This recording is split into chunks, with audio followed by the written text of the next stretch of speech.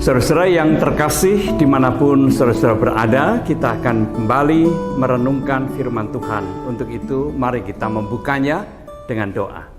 Bapa di dalam surga, jikalau sesaat lagi kami membaca dan merenungkan firman-Mu, kami memohon pertolongan dan pimpinan dari Tuhan sendiri.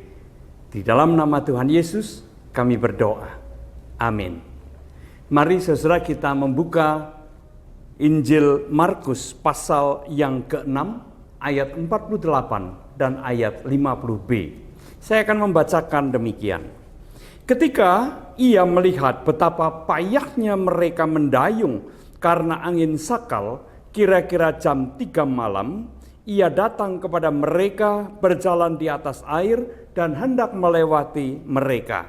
Ayat 50b, ia segera berkata kepada mereka, "Tenanglah, ini aku, jangan takut."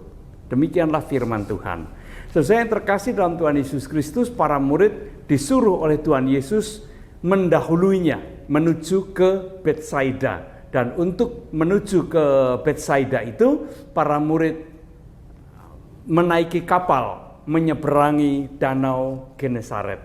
Nah, saudara yang terkasih, di tengah malam buta, jam 3 subuh, tiba-tiba turun atau bertiuplah angin sakal yang sangat kencang, dan dari kejauhan Tuhan Yesus melihat betapa mereka berusaha mendayung, tetapi perahu atau kapal yang mereka tumpangi tidak bergerak maju.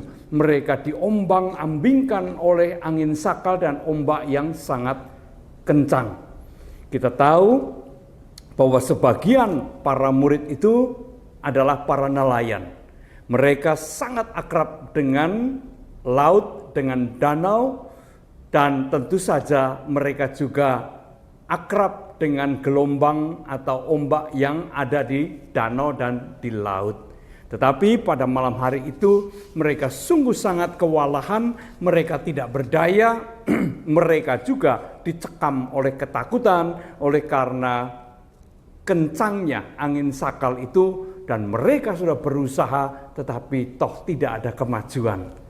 Lalu Tuhan Yesus datang. Pada mulanya para murid sangat ketakutan karena Tuhan Yesus berjalan di atas air. Dan mereka mengira bahwa yang mendatangi mereka itu adalah hantu. Tapi kemudian Tuhan Yesus mengatakan, "Tenanglah, ini aku, jangan takut." Lalu Tuhan Yesus naik ke perahu atau ke kapal yang ditumpangi oleh para murid itu, dan danau pun menjadi tenang kembali. Ombak, angin sakal menjadi berhenti, bertiup. Nah, saudara yang terkasih dalam Tuhan Yesus Kristus, sebuah pengalaman yang luar biasa dialami oleh para murid yang membuka mata mereka bahwa di tengah-tengah badai yang begitu kencang, pengalaman, kemampuan mereka ternyata tidak berarti sama sekali. Menghadapi kedahsyatan angin sakal itu, mereka tidak mampu untuk bergerak maju dan bahkan mereka terancam tenggelam. Tetapi Tuhan Yesus yang menyuruh mereka menyeberang lebih dulu, tidak meninggalkan mereka, melainkan mendatangi mereka dan menenangkan gelombang dan ombak yang begitu kencang, menenangkan atau meneduhkan angin sakal sehingga perahu mereka pun menjadi tenang kembali. Saudara yang terkasih dalam Tuhan Yesus Kristus, bukankah itu juga bisa menjadi pengalaman kita? Tidak semua kemampuan, kehebatan, dan pengalaman kita dapat mengatasi setiap persoalan yang muncul dalam kehidupan kita.